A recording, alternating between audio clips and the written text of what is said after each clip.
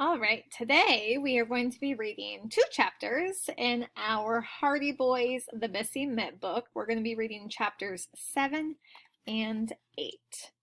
Remember that you can replay this as many times as you want and you can pause it. All right, chapter 7 is titled Strike 3, You're Out. Oh no! The game was beginning and they still hadn't figured out who had taken Jason's mitt. They hadn't even talked to their best suspect. They would just have to find a way to get to Connor during the game. Frank and Joe rushed to get ready. They grabbed their mitts and headed over to the Bandits' dugout. All the players on both teams were doing the same, all except Jason, who refused to play. Not without my... Hold on, the dog.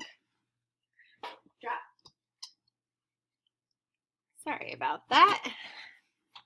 Now is not the time to play with a squeaky toy. Not without my lucky mitt, he said. This game is unfair. They're winning by cheating. But Coach Quinn wouldn't listen to him. No one is cheating, she said. Your mitt was lost. It's terrible, but it wasn't anyone's fault. A good sportsman would play no matter what. But Jason was too mad to listen to her. Instead, he sat on the bench with his hands folded across his chest, looking angry. You can see him in the picture. Coach Quinn tried to convince him to play. She asked Jason if his father would act that way in a game. She told him that the team was depending on him, but there was no getting through to Jason. Finally, the coach shrugged her shoulders. She hoped he would decide to play, but the game would go on, with or without him. Hey, stop it. The whole team tried to get Jason to play, but it was no use. Jason refused. And without their best player, the Bandits didn't stand a chance. Frank and Joe had 7 innings. Like most Little League teams, the Bandits' games lasted 7 innings rather than 9 like the pros, to find the missing mitt or else. Once the players were ready, the two coaches met in the center of the field. They shook hands and flipped a coin to see which team would be at bat first. Call it, said Coach Quinn. Tails, said Coach Riley. It was tails. The Jupiters would bat first. The Bandits took their places around the field. Frank stayed by home plate. He put on the chest guard that protected him against any balls that got past the batter. It was a big piece of plastic and it was heavy and clunky, but Frank was happy to wear it. Without that and his face mask, he would have no protection from Speedy's wicked fastballs. Since Jason wouldn't play, Joe had been moved to first base. To cover second base, they moved Ellie Freeman from the outfield. She was a good player, but she'd never played second base before. It was going to be a tough game. Strike 3, you're out. The umpire pointed the second Jupiter player back to the bench. So far, thanks to Speedy, the Bandits were doing okay. The first batter had popped the ball straight up into the air, and Frank had caught it, putting him out. Speedy had just struck out the second batter. One more, and it would be the Bandits' turn at bat. Maybe they could make it without Jason after all. The third batter stepped up to the plate. He was big. Not as big as Connor, but big. The first pitch was a foul ball off to the side, but the second was right down the middle, and the batter hit it with all his strength. Crack! The ball flew toward center field. The batter had aimed right for the hole in the outfield where Ellie used to stand. The other outfielders scrambled to try to catch it, but they were spread too thin. If someone had been there, it would have been an easy out. Instead, the batter made it all the way to third base.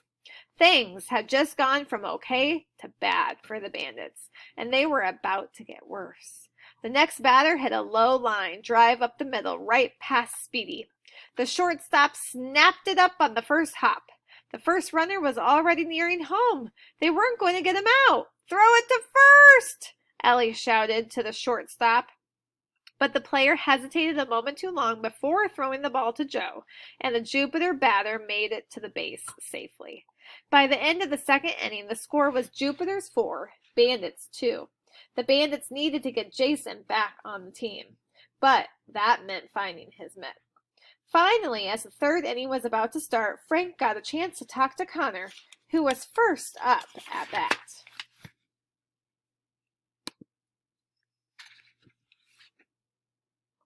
Hey, said Frank. Connor just stared at him. You're Connor Hound, right?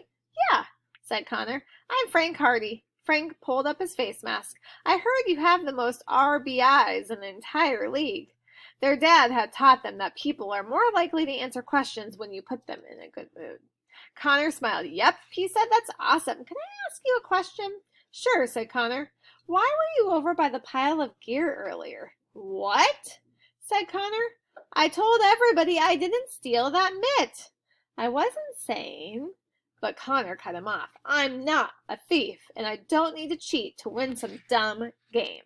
Boys, called Coach Quinn, what is going on over here? He accused me of stealing, said Connor, pointing at Frank.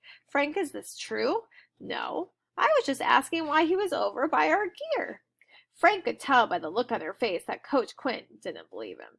Frank, I'm disappointed. This is very unlike you. I'm going to have to ask you to sit out the rest of this game. Please take off the catcher's gear so we can find someone to replace you. Frank could barely believe what he had heard. He wasn't accusing Connor of cheating. He was just trying to find out what happened. But Coach Quinn wouldn't listen. But, Coach Quinn, we were just trying to help, cried Joe. The entire team had gathered around to see what was happening. You were involved with this too, Joe? Asked Coach Quinn. Yes, ma'am, he said, and I'm afraid you're going to have to sit out the game as well.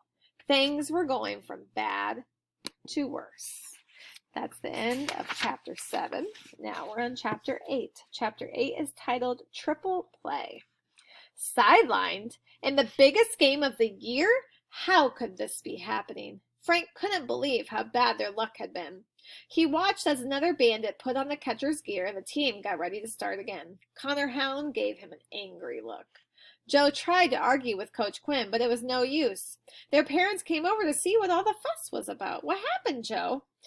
Asked Mr. Hardy. It wasn't our fault, said Joe. Frank was just trying to ask Connor about Jason's mitt and...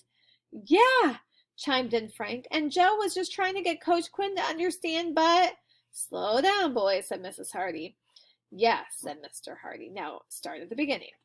While the Bayport Bandits tried to figure out who would fill the 2 new holes in the field, Frank and Joe told their parents about what had happened. When they were done, Mr. Hardy shook his head. Do you think Connor stole Jason's mitt? Asked Mr. Hardy. Frank and Joe hesitated. No, said Frank. I think he's innocent. He seems pretty upset about it, and from everything I've heard about him, he's a good ball player. He wouldn't need to cheat to do well. Well, said Mr. Hardy, it seems like the only thing to do is figure out where Jason's mitt really is. If you can do that before the game ends, maybe Coach Quinn will understand that you were just trying to help. But we don't even have a suspect, said Frank. You know what that means. You have to go back over your evidence. Talk to your witnesses. Facts are what solve crimes, boys. Frank and Joe nodded. Mr. and Mrs. Hardy went back to their blanket to watch the rest of the game. The boys pulled out their notebook. The only people who knew anything about Jason was Mr. Mack. Let me read that sentence again.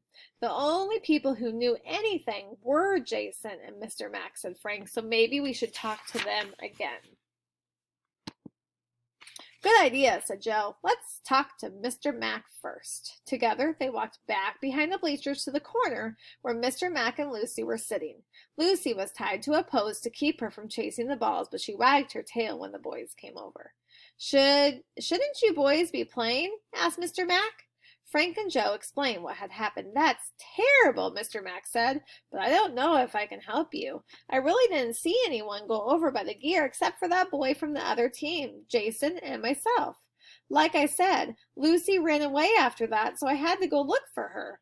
The boys thanked Mr. Mack for his help and set off to find Jason. He was their last hope. We must be missing something, said Joe. I know, said Frank, but what? The 4th inning was just beginning as they neared the baseball field again. The Bandits were now behind 5-2. Frank and Joe watched for a few minutes. Missing 3 players made it almost impossible for the team to play. The Johnston Jupiters practically owned the field. This was going to be one of the worst defeats in Little League history. The boys went to find Jason. They couldn't stand to watch the team lose so badly. That is totally unfair, Jason said before Frank or Joe even could say hi. And it's all Connor's fault. First he steals my mitt, and now he's got Coach Quinn on his side. We don't think Connor stole your mitt, Frank told him. You don't? Replied Jason. Then if he didn't, who did? That's what we're trying to figure out. Do you remember anything else? Anything that might help us to figure out where your mitt went? No, I already told you everything. Think hard, said Joe. Finding that mitt is the only way to get us all back on the team, and the Bandits need us. Jason looked over at the field just as the Bandits' new first baseman dropped the ball, letting Connor Hound run safely to second. Jason scrunched up his face and tried to remember everything he could. Like I told you, nothing really happened. I got here. I dropped off my stuff. That stupid dog jumped on me. I threw my lucky mitt on top of my bag, and then I went to practice. That's it. Wait a second, said Frank. He was remembering something. Lucy jumped on you. Yeah, said Jason. Was this before or after you threw your mitt down? Before, I think. Jason looked excited. Joe, don't you remember what Mr. Mack said? He said that Lucy jumped on me because she wanted the stick I was holding. She thought we were going to play fetch. If Jason threw down his mitt right after Lucy jumped on him, Lucy must have thought Jason wanted to play. That's why she left her stick behind. Lucy took the mitt. Both boys yelled at the same time. Strike 3, announced the umpire. The top of the fourth was over. The boys had only a few more innings to get the mitt and save the game. That is the end of chapter 8. Now go back and do your questions if you feel like you understood both chapters. If you feel like you need to listen to it one more time, I would do that because I would want to get all my questions correct.